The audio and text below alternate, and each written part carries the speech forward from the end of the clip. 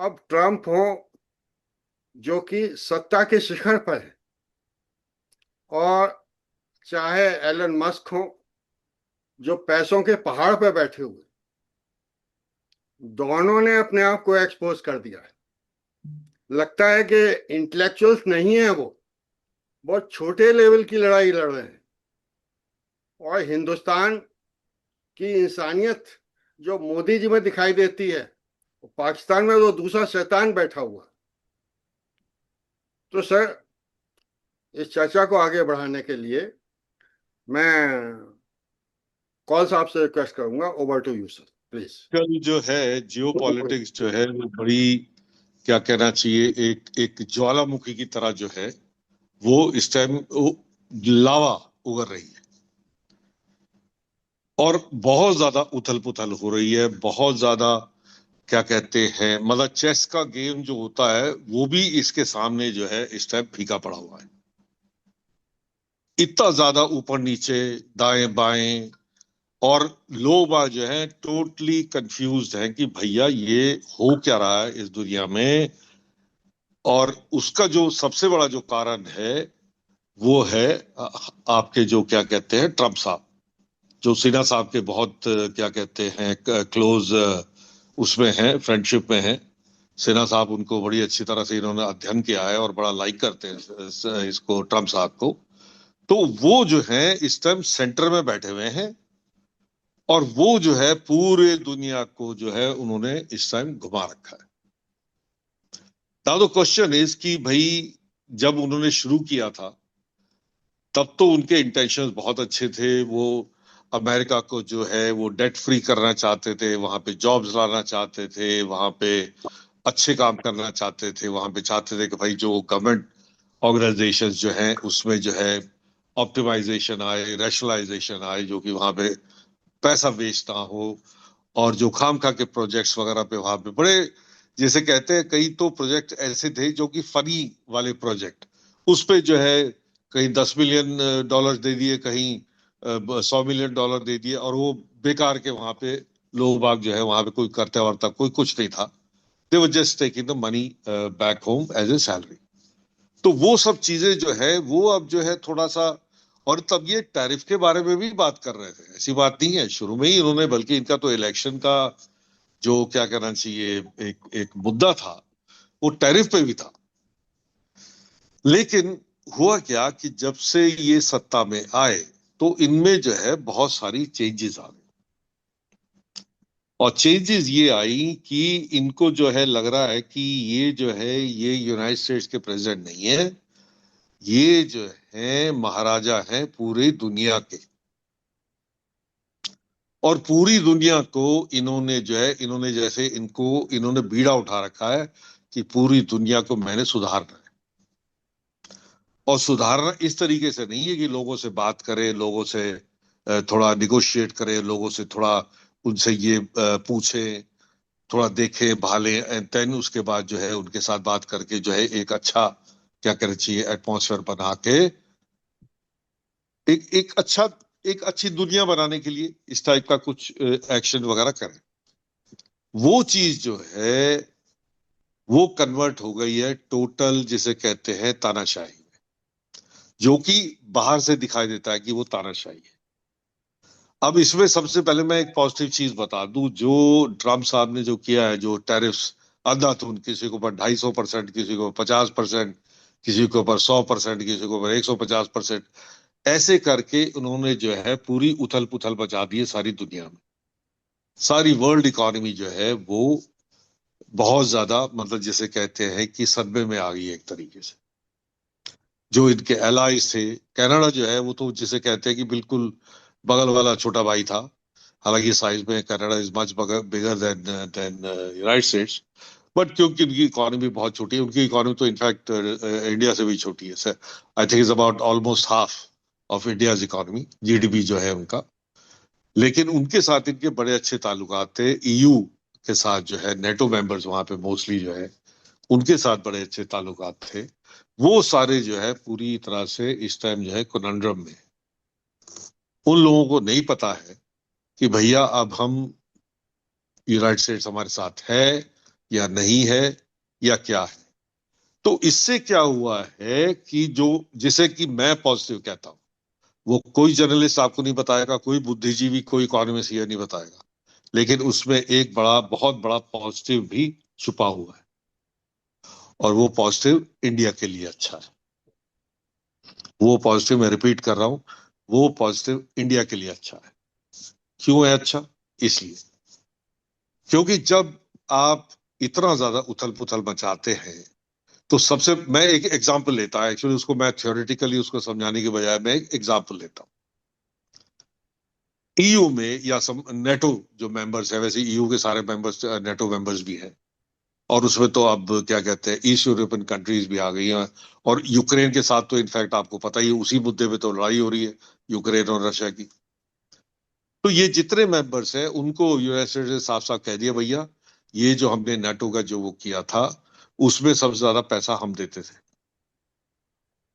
अब वो टैब जो है वो हो गया है बंद।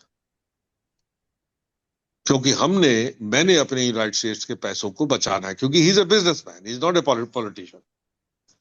तो बिजनेसमैन का तो सबसे बड़ा जो एक क्या कहना चाहिए मुद्दा होता है, वो ये, वो पैसे पैसे पैसे का होता है।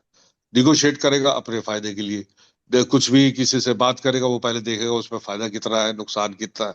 तो ये सब चीजें को मद्देनजर रखते हुए ट्रम्प साहब ने, जिसे कहते हैं कि पहले तो जो यूरोपियन जो कंट्रीज हैं उनको जो है इसने दुश्मन बना लिया। अब चक्कर क्या है कि जितने भी यूरोपियन कंट्रीज हैं, ईयू, अब मैं ईयू को ले रहा हूं, ईयू का जो ट्रेड है, क्या कहते हैं, with with United states, that stands at about $1.5 trillion. $1.5 trillion. That's a lot, both for United States and EU. अब क्योंकि इतना ज्यादा, मतलब दिस आई वुड रादर से not stand but stood at 1.5 trillion. अब क्या हुआ है, क्योंकि इतनी उथल पुथल के बाद जो है ईयू के जो है, जो इतने भी स्टेट हेड्स हैं, एंड जो उर्सुला वेंडेया गोयन या जो भी उनका नाम है, जो प्रेसिडेंट है ईयू की, उनके दिमाग में थोड़ा सा खटका जो है वो पड़ा है कि भैया अगर यूनाइटेड स्टेट्स ऐसे बिहेव कर रहा है, तो हमको जो है और एवेन्यूज देखने पड़ेंगे मार्केटिंग के लिए। हम अपना प्रोडक्ट जो है कहीं और किसी से निगोशिएट करके हमको एक ट्रेड पैक्ट जो है किसी दूसरी कंट्री से बनाना पड़ेगा, and that is where we have the advantage, India has the advantage.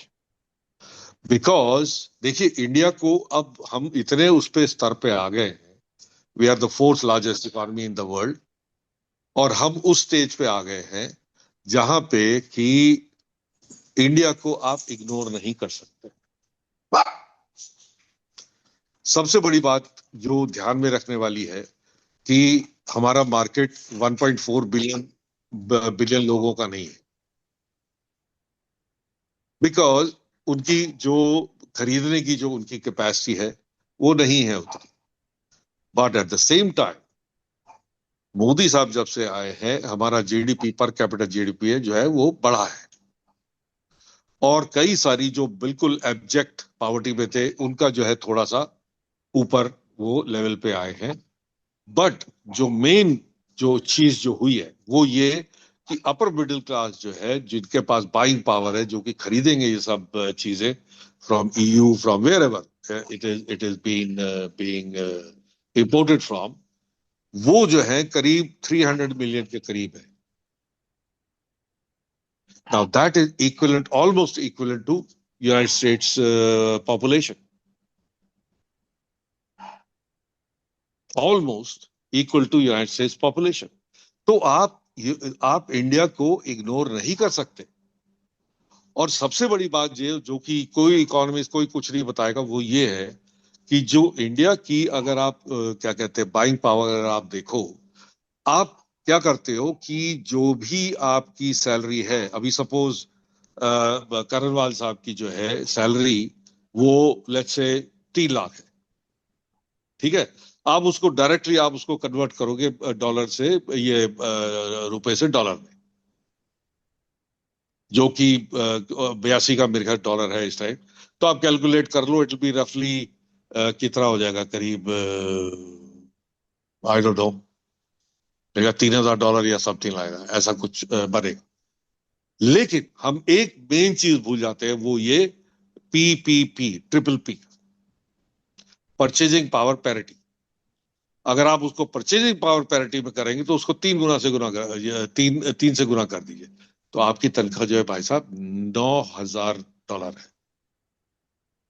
Because India में रुपी जो है goes much longer than a dollar in United States, because things are cheaper. और आजकल तो वैसे भी इन्फ्लेशन बहुत लो है। मतलब मैंने आज, पता नहीं मैं किस बारे में बात कर रहा था, अदरवाइज मैं ये सब्जी भाजी इसमें कभी ध्यान ही नहीं देता, वो मेरी वाइफ ही देखती है, वो जिससे भी मंगाना होता है सब कुछ। आलू 25 रुपए किलो, टमाटर मेरे ख्याल पता नहीं 55 रुपए किलो। मतलब आप ड्रीम नहीं कर सकते, ये चीजें जो हैं, ये आपके वेस्टर्न कंट्रीज में ये कम से कम 10 टाइम्स द प्राइस है। तो ये चीजें जो है, इसको मद्देनजर रखते हुए हमारी जो बाइंग पावर जो है, दैट इज इंक्रीज ट्रेमेंडसली। तो ये मार्केट जो है, इसको आप इग्नोर नहीं कर सकते। और सबसे बड़ी बात, क्योंकि चाइना के जो जो क्या कहते हैं जीडीपी, पर कैपिटल जीडीपी जो है, दैट इज अराउंड $12,000-13,000 पर कैपिटल जो वो है, 12,000-13,000 है। और वो ट्रिपल पी नहीं है, that is directly converted into dollars. तो वहां की बाइंग पावर जो है वो बहुत ज्यादा है। लेकिन लेकिन लेकिन वहां सबसे बड़ी हिंड्रेंस ये है कि वो लोग जो है इंपोर्ट बहुत कम करते हैं, एक्सपोर्ट बहुत ज्यादा करते हैं। इंडिया का उल्टा, यहाँ पे हम लोग इंपोर्ट करते जाते हैं, हम लोग खुद कुछ नहीं बनाते यहाँ पे जो कि हम एक्सपोर्ट कर सके।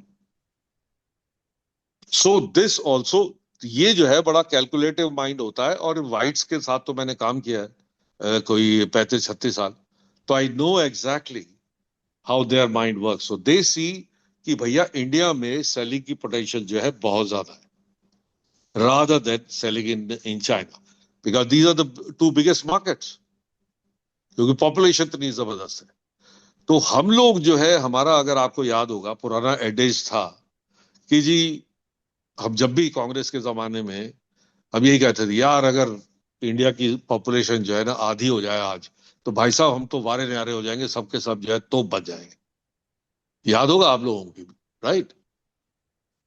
आजकल क्या है कि मोदी साहब ने ऐसा नैरेटिव चेंज किया कि भाई साहब वो कहता है कि हम लोग 1.4 बिलियन जो है, we are a force, we are not a burden. और उसमें से जब गरीबी से उठा के उन्होंने जो है मिडिल क्लास और हाई मिडिल क्लास जो है, वो कम से कम भी, मैं अभी मिडिल क्लास की तो मैं बात ही नहीं कर रहा हूं, तो हाई मिडिल क्लास की बात कर रहा हूं, जो कि करीब 300 मिलियन है यहाँ पे लोग, 30 करोड़ के करीब लोग हैं, which is a huge number, जो कि खरीदने की कैपेसिटी रखते हैं। तो ये चीजें जो है बढ़ते बढ़ते यहां पहुंच चुकी है। तो ये लोग जो है, जो वेस्ट जो है, उसने देख लिया है, and that way Europeans are much more focused than American, कि भाई ये जो है चीज देखने वाली बात होती है कि भैया हमें जो है इंडिया के साथ एक ट्रेड पैक्ट करना है। और वो ट्रेड पैक्ट जो है उन्होंने कर लिया है इंडिया के साथ। As I remember, I think EU ने अभी कुछ हफ्ता 2 हफ्ते पहले ही आई थिंक फाइनलाइज किया है। तो ये चीज जो हुई है, ये बड़ी जबरदस्त हुई है फॉर इंडिया। और यहीं पे इंडिया के लिए नहीं रुक जाता, और भी बहुत सारी चीजें हैं जिसमें कि इंडिया ने डिफेंस के मामले में, ये वो खैर वो और लंबा सा सब्जेक्ट है। तो यहां तक मैं अभी यहीं तक बोलूंगा। अब आप सिन्हा साहब आगे इसको बढ़ाएं। थैंक यू कौल साहब। मैं डॉक्टर राकेश कनवाल साहब से कहूँगा, कर्नल साहब से, कि आप या तो कुछ क्वेश्चन पूछें जो एक्सप्लेन किया है अभी मिस्टर कौल ने, या इसको टॉपिक को थोड़ा आगे बढ़ाएं। Sir, over to you sir. मैं कौल साहब की बातों से बिल्कुल सहमत हूँ। कौल साहब ने जो अमेरिका में जो उथल पुथल चल रही है, उसका जो फायदा हमारे कंट्री को हो रहा है, और आगे जाकर और होगा, वो बिल्कुल ही सही कहा है। तो इसी को मैं आगे ले जाना चाहता हूं कि बाकी जो जियो पॉलिटिक्स है, पूरे ग्लोबल जियो पॉलिटिक्स की मैं बात करूंगा, तो मैं पहले अमेरिका से ही शुरू करूंगा, और वो भी ट्रंप से ही शुरू करूंगा। ट्रंप ने, जब इनका इलेक्शन हुआ था, प्रेसिडेंशियल इलेक्शन, तो पूरे सिटीजन्स, जो अमेरिकन सिटीजन्स थे, बहुत ही डिससेटिस्फाइड थे बाइडेन के पॉलिसीज से। वहां पे अनएम्प्लॉयमेंट ज्यादा बढ़ता चले जा रहा था। सो सबसे बड़ी प्रॉब्लम थी जो कि इमिग्रेशन, इलीगल इमिग्रेंट्स जो आ रहे थे, उसकी वजह से जो सोशल फैब्रिक है वो बिल्कुल डिसरप्ट हो रहा था। कर्जा बढ़ता चला जा रहा था, जीडीपी बिल्कुल कम होती जा रही थी। तो इसी तरीके से, और साथ ही साथ जो है, अमेरिका ने अपने आप को इनडायरेक्टली इन्वॉल्व कर लिया था जितने भी वॉर्स चल रहे हैं, whether it is Ukraine Russia war हो, या इजराइल और हमास का वॉर हो। साथ में उसने ईरान के साथ भी पंगे ले लिए हैं। तो इन सब चीजों को मद्देनजर रखकर शायद जो ट्रंप ने अपने विजन को पेश किया, तो वो जो है, जो भी उसने विजन दिए थे, जैसे कि मेक अमेरिका ग्रेट अगेन, वो इकोनॉमी को इम्प्रूव करेंगे, और जितने भी इलीगल इमिग्रेंट्स हैं उनको बाहर निकाला जाएगा, और हम वो वॉर को स्टॉप करेंगे, जितने भी वॉर चल रहे हैं। तो ये सब ने बहुत ही अच्छा वाइब बनाया था अपने अमेरिकन पॉपुलेशन के साथ में, और इसीलिए वो जीत गए। पर जो मैं सोचता हूँ कि वो, जैसे मिस्टर कॉल ने कहा था कि ट्रंप जो है एक तरह से मेगालोमैनियक है, वो अपने आप को पूरे वर्ल्ड का तानाशाह समझते हैं। मैं कहूंगा, I let me go step further, कि उन्होंने सोचा है, उन्होंने शायद उनके दिमाग में है कि वो सुपरमैन है, और सुपरमैन कुछ भी कर सकता है। और अमेरिकन प्रेसिडेंट की पावर्स इतनी हैं, क्योंकि वर्ल्ड का अनडिस्प्यूटेड लीडर है, इसीलिए जो मैं कहूंगा वही हो जाएगा। तो इसी चक्कर में, अपने एरोगेंस से, अपने एग्रेसिव नेचर से, उसने ट्रंप ने बहुत से लोगों से दुश्मनी ले ली, बहुत सी कंट्री से दुश्मनी ले ली। अब शुरू करते हैं हम नॉर्थ के तरफ से। पहले कहा कि हम ग्रीनलैंड भी अपने आप में मिलाएंगे। कनाडा को बोला कि भाई, you become our 51st state.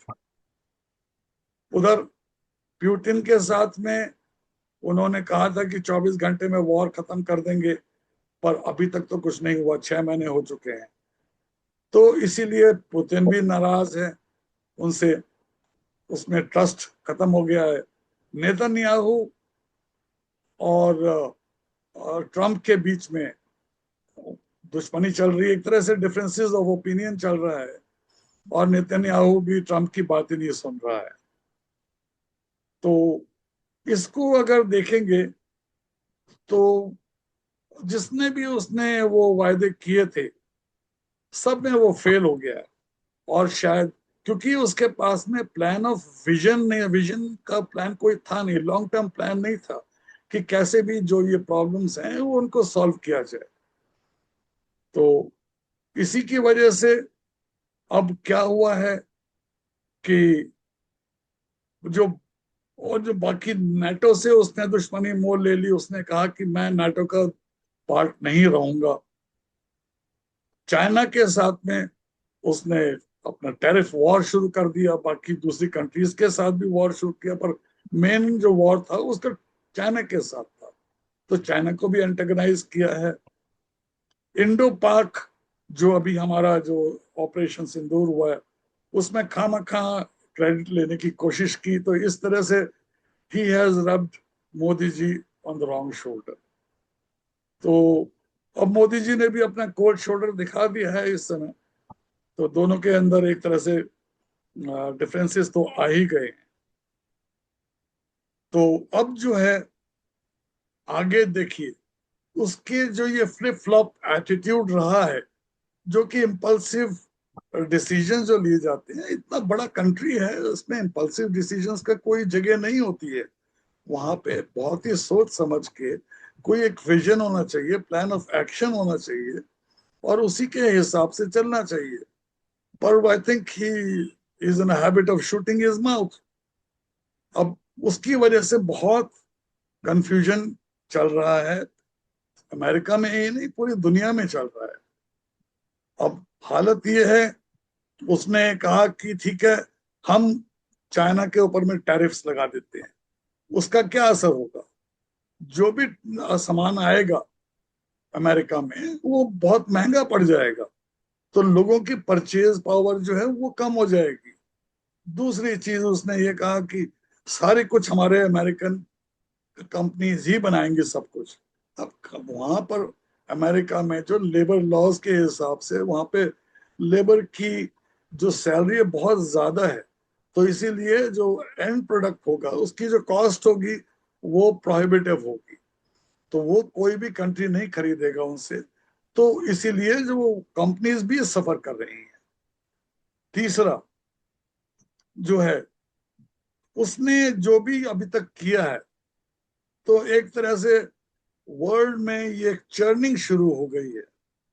और चर्निंग में एक र्यूमर भी चल रही है, बहुत से एक्सपर्ट्स जो इंटरनेशनल एक्सपर्ट्स हैं वो ये भी कह रहे हैं कि शायद RIC का जन्म हो रहा है, यानी कि रशिया, इंडिया और चाइना का एक ग्रुप अलग से बन रहा है।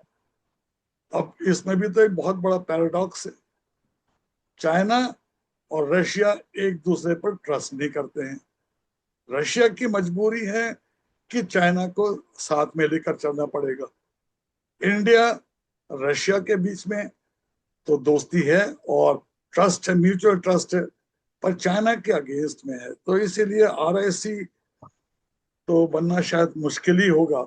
हो सकता है कि कुछ दिनों के लिए शायद चल जाए, क्योंकि हमारा जो एम होना चाहिए, जो मोदी जी का एम है कि हम मेक इन इंडिया बनाएंगे, भले ही उसमें 10 साल लग जाए, पर कुछ चीजें ऐसी हैं कि जो कि इन्हें इमीडिएटली चाहिए, विद इन नेक्स्ट 2-3 इयर्स या इमीडिएटली चाहिए। तो वो जो टेक्नोलॉजी अगर वो ले लेते हैं और without compromising the progress which is being made in the make in India initiative, तो दोनों चीजें साथ साथ होंगी, तो इस तरह से जो भी हमारी डेफिशिएंसीज है वो भी पूरी हो जाएंगी। तो अब जो है वहां पे क्या चल रहा है अमेरिका में, देखिएगा कि अमेरिका में टोटल कंफ्यूजन है। अभी जो आधे घंटे पहले की न्यूज मैं देख रहा था, वहां पे एक तरह से गृह युद्ध की स्थिति पैदा हो गई है। स्पेशली न्यूयॉर्क में है, लॉस एंजलिस में है, कैलिफोर्निया है, और बाकी काफी स्टेट्स में है, जहां पे कि आर्मी को बुलाना पड़ गया है। आर्मी को ये एरियाज हैंड ओवर कर दिए गए हैं। ये क्यों? ये एंटी इमिग्रेशन लॉ के सपोर्ट में है, अगेंस्ट में है जो हो रहा है इस समय। एक तरफ ये हो गया है, दूसरी तरफ जो डोनाल्ड ट्रंप के जितने भी एडवाइजर्स जो उसने जो हैंड पिक किए थे, धीरे धीरे वो भी सब छोड़ के चले गए हैं। एक ही विश्वसनीय मित्र था एलन मस्क ने भी उसका साथ छोड़ दिया। वो तो चाहता है कि वो अपनी नई पार्टी बनाए, और अभी जो एक वहां पे रेफरेंडम हुआ था उसमें 80% लोगों ने एलन मस्क के साथ दिया है। तो इस तरह से अगर हम देखेंगे तो कि डोनाल्ड ट्रंप की जो क्रेडिबिलिटी है रॉक बॉटम है। डोनाल्ड ट्रंप की क्रेडिबिलिटी और अमेरिका की credibility they go hand in hand. President की और कंट्री की हैंड इन हैंड चलती है। उसका बाकी अब इम्प्लीकेशन क्या होगा? इम्प्लीकेशन जो होगा वो यही होगा कि पहले तो हम इंटरनल इम्प्लीकेशंस देख लेते हैं। अनएम्प्लॉयमेंट बढ़ेगा क्योंकि कंपनीज कंपीट नहीं कर पाएंगी, महंगाई हो जाएगी, और खैर ये तो इन्फ्लेशन तो बढ़ेगा ही बढ़ेगा, जबकि ज्यादा चीजें एक्सपेंसिव हो जाएंगी, क्योंकि जो डोनाल्ड ट्रंप ने इंसिस्ट कर रहा है कि you buy everything made in America. तो ऑटोमेटिकली वो महंगी हो जाएगी, इन्फ्लेशन बढ़ेगा तो वो साथ में, और फिर अनएम्प्लॉयमेंट भी बढ़ेगी, और साथ ही साथ जो है वहां पर लेबर्स का जो है, लेबरर्स में भी डिससेटिस्फेक्शन फैल जाएगा, क्योंकि अनएम्प्लॉयमेंट बढ़ेगी तो वहां भी उसके भी डिस्कंटमेंट बढ़ेगा। तो ये तो था इंटरनल। अब क्या होगा आगे जाके ये हम नहीं कह सकते हैं। अब यहाँ तक बातें हो रही हैं कि हम डोनाल्ड ट्रंप का इम्पीचमेंट करेंगे, और अभी जो मिड टर्म इलेक्शंस आ रहे हैं नेक्स्ट ईयर वहां पर, तो उसमें एलन मस्क काफी सिग्निफिकेंट रोल प्ले करेगा।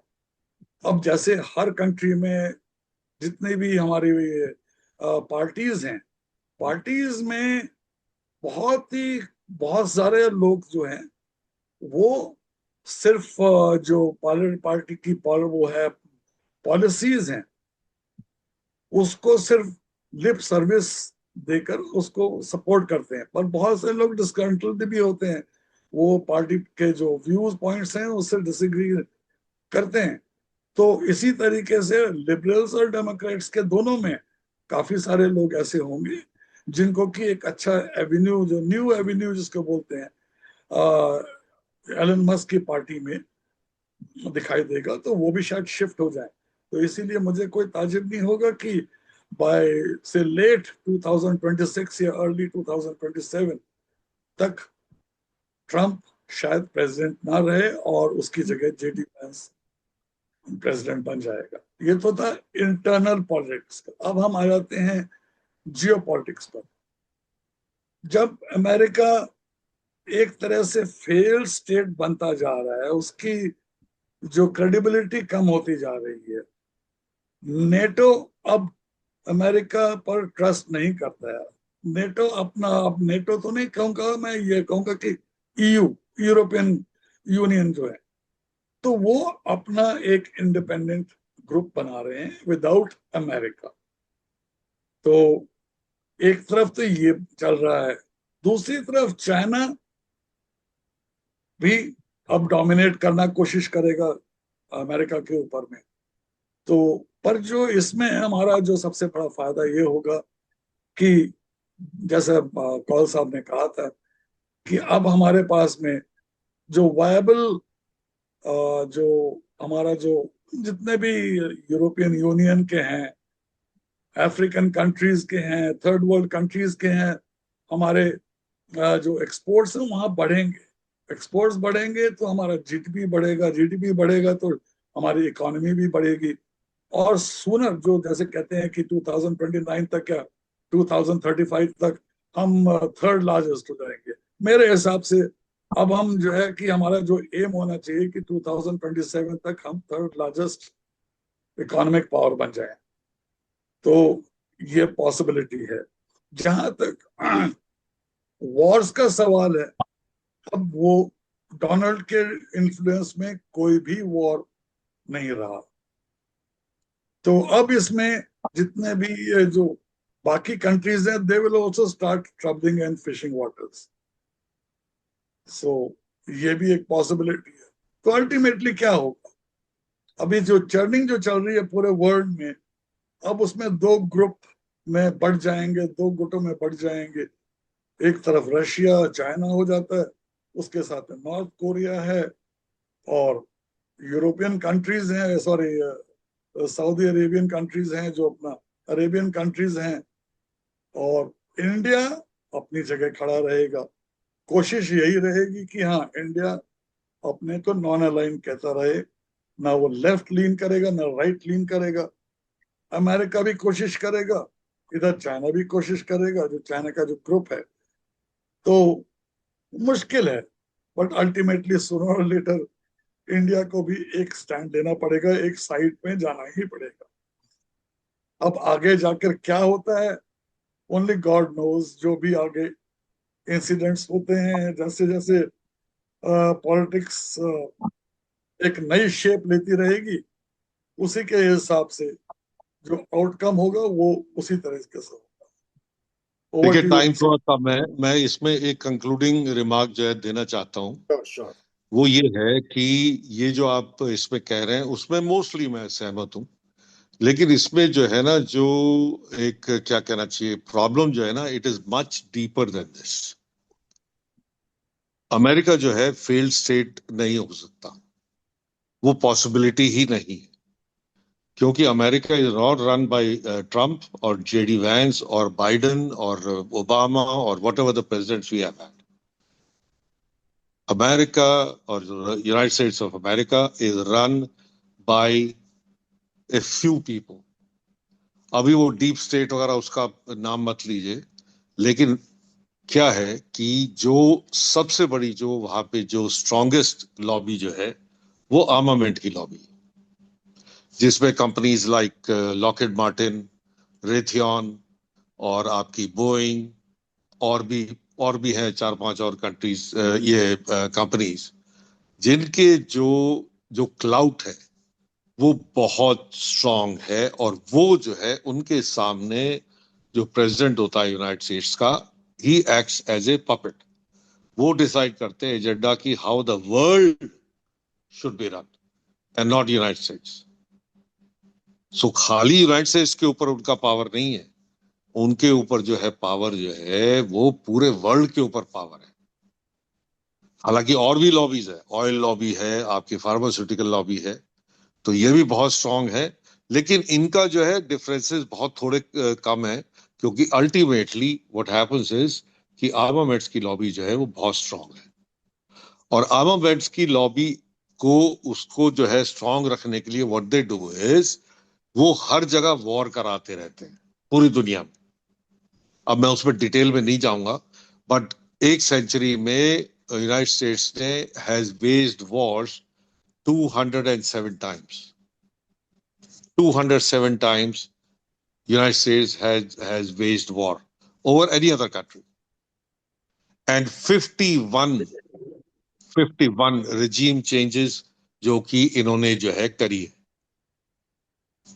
इसमें क्या कहते हैं दुनिया में, तो ये चीजें जो है ये सब के सब जो है directed by the these armament lobbies. अभी आर्मामेंट लॉबीज को एक मिनट के लिए छोड़ दीजिए। There are 3 companies which hold actually जो एसेट मैनेजमेंट उनका जो है, that is more than the GDP of whole of United states.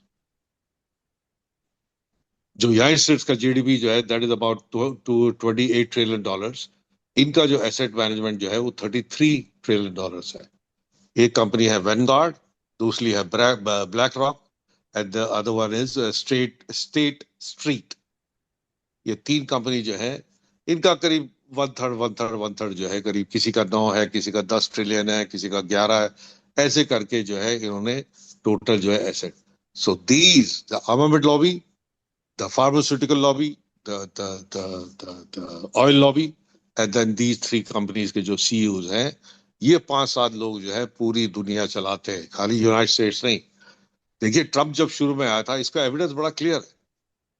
जब ट्रम्प शुरू में आया था, वो डिड ही डू, इसने जो है बीड़ा लिया था कि मैंने जो है इन पावर से जो है क्या कहते हैं इनको, मैंने क्या कहते हैं मानना नहीं है, मैं अपने हिसाब से वो चलाऊंगा। बट और तब जो है वो इंडिया के फेवर में था, ठीक है, इंडिया के फेवर में था, बड़ी दोस्ती चल रही थी जी मोदी साहब के साथ, ये वो बिल्कुल बोनामी, हाथ में हाथ पकड़ के सब कुछ हो रहा था।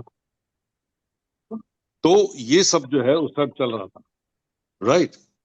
उसके बाद जो है हुआ क्या कि सडनली ये क्या कहते हैं उनका चेंज हो गया। That is that these people, these powerful people, they got to him. अब वो इंटरनल तो नेचुरली मुझे नहीं पता, maybe he got death threat और समथिंग एल्स, और आई डोंट नो, जो भी कुछ था वो जो है इनको, and suddenly overnight he change his stand कि हाँ जी पाकिस्तान जो है सच ए गुड कंट्री, बड़े अच्छे लोग हैं वहां पे, and the administration is so good and all that, well knowing बच्चा बच्चा जानता है कि इसे टेररिस्ट स्टेट, जहां पे कि क्या कहते हैं मिलिट्री जो है वो चलाती है देश को, और ये प्राइम मिनिस्टर वगैरह, जो मिनिस्टर्स वगैरह जो है ये सब नेम सेक है, इसको इनका कोई लेना देना नहीं है एडमिनिस्ट्रेशन से। तो ये चीज जानते हुए भी, और इंडिया जो है प्योर डेमोक्रेसी है, यहाँ पे कोई टेररिज्म नहीं है। हम तो in fact we are the victims of terrorism which is generated in in Pakistan. ये सबको जो है मिल मिला के इन्होंने क्या किया है, बिकॉज दे नो। अब मैं आता हूं की पे। वो जो है उन्होंने इसको जो है बड़ा सोच समझ के उन्होंने कहा कि भैया इंडिया जो है कहाँ 600 करोड़ का निर्यात कर रहा था डिफेंस में, और सडनली 22,000 करोड़ का निर्यात करने लगा with in let's say 3-4 years. तो उनकी तो डायरेक्टली उनके पेट में लात लग रही है ना, आप देख रहे हैं। जो वहां के जो आर्मामेंट वाली लॉबी वाले जो है, उनके पेट पे डायरेक्ट लात पड़ रही है कि भैया ये तो इंडिया अगर ये, और हमने इस ऑपरेशन सिंदूर में प्रूव भी कर दिया कि हमारे जो अस्त्र शस्त्र है वो कितने कारगर हैं, कितने अच्छे हैं, कि हमारे पास जो है मेरे ख्याल 15 या 16 जो है कंट्रीज जो है वो लाइन लगा के खड़ी है जी, हमें तो ब्राह्मोस खरीदना है आपसे।